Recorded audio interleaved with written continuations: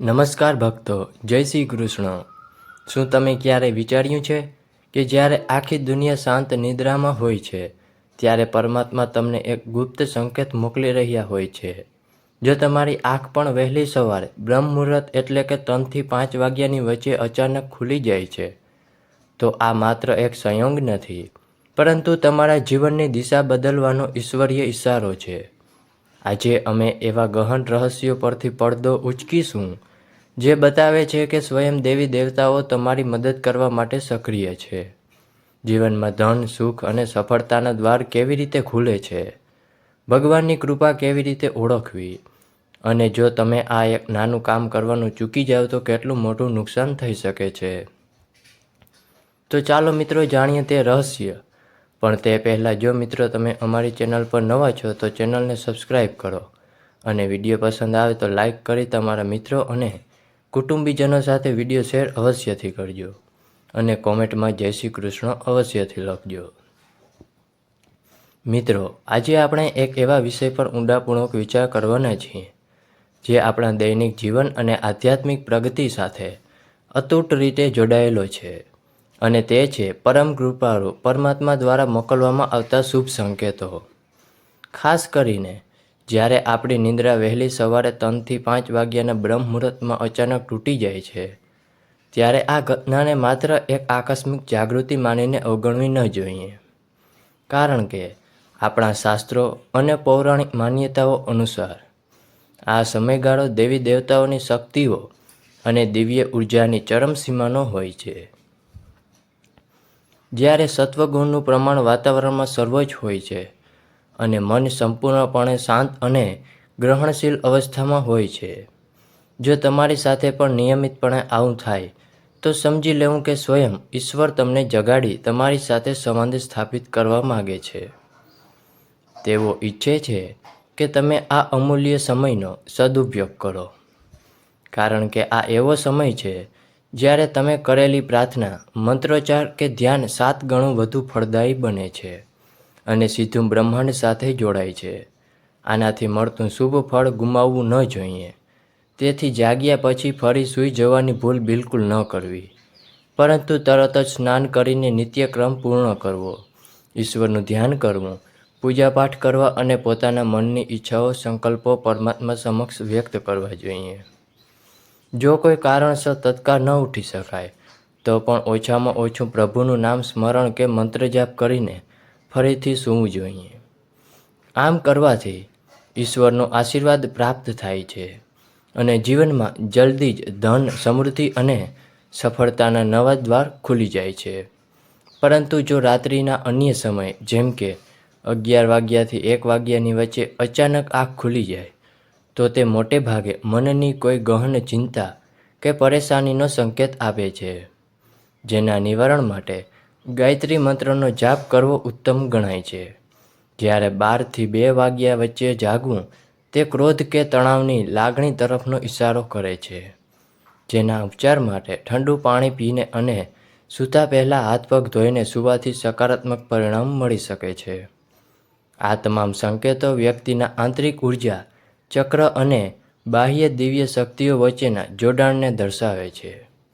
ઈશ્વર જ્યારે કોઈ વ્યક્તિ પર પ્રસન્ન થાય છે અને તેની કિસ્મત ચમકાવવા માગે છે, ત્યારે તે અનેક પ્રકારના શુભ સંકેતો આપે છે, જેનું ધ્યાન રાખવું અત્યંત આવશ્યક છે. આ સંકેતોમાં સપનાઓનું મહત્વ વિશેષ છે. જો સપનામાં ઊંચા પર્વતો, સ્વચ્છ ઝરણા કે સુંદર હરિયાળીથી છલકાતા બાગ બગીચા, ખેતરો દેખાય તો તે ટૂંક સમયમાં ધન લાભ થવાનો અને નવી તકો મળવાનો સ્પષ્ટ ઇશારો છે.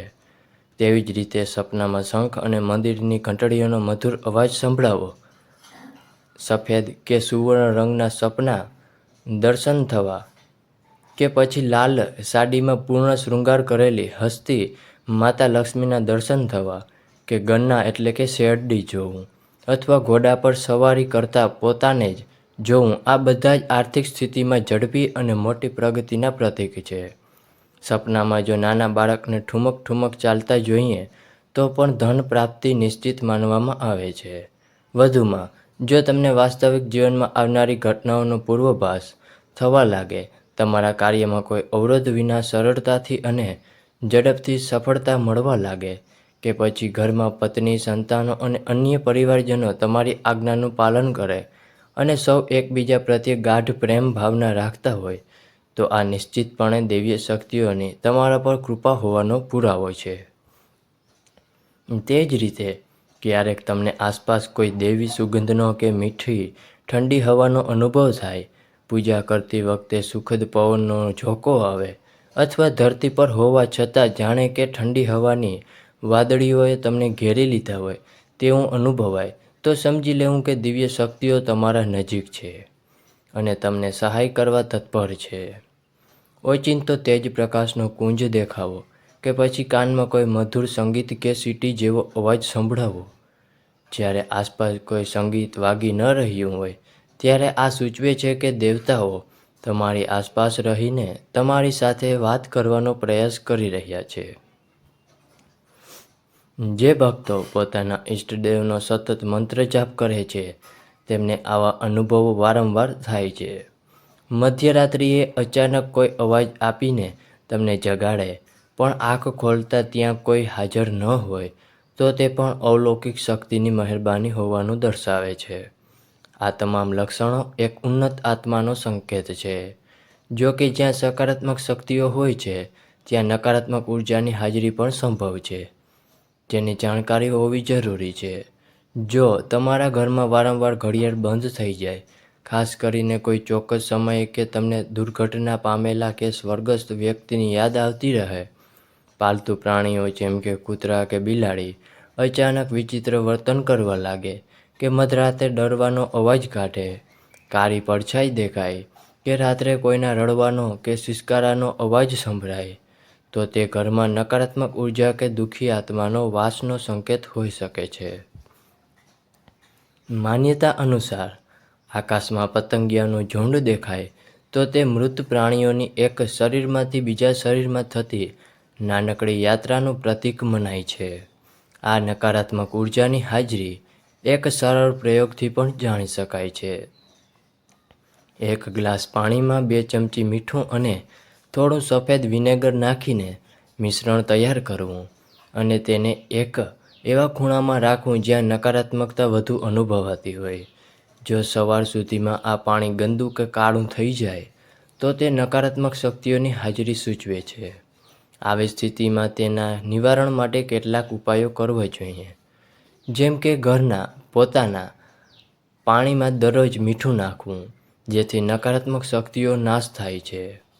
તેમજ ઘરમાં નિયમિતપણે ગુગળ, સરસવ અને દીવો પ્રગટાવીને તેનો ધુમાડો આખા ઘરમાં ફેલાવવો, જે વાતાવરણની શુદ્ધિ અને સકારાત્મકતા લાવવામાં ખૂબ જ ફાયદાકારક સાબિત થાય છે. અંતે તો વ્યક્તિની મહેનત અને ઈશ્વરનો સાથ મળે તો જીવનમાં સફળતાની ઊંચાઈઓ પર પહોંચતા જરાય વાર લાગતી નથી. અને તેથી જ આ સંકેતોને જીવનની એક અદ્ભુત ભેટ માનીને તેના પર વિશ્વાસ કરવો અને દૈવીય શક્તિઓ પ્રત્યે હંમેશા આભાર વ્યક્ત કરવો જોઈએ, જે આપણને સતત માર્ગદર્શન આપતા રહે છે અને જીવનને પ્રકાશમય બનાવે છે. આ શુભ સંકેતો માત્ર ભૌતિક સંપત્તિના નહીં, પણ આંતરિક શાંતિ, પારિવારિક સુખ અને આધ્યાત્મિક જાગૃતિના પણ પ્રતીક છે, જેના થકી વ્યક્તિ જીવનની સાચી સફળતા પ્રાપ્ત કરી શકે છે.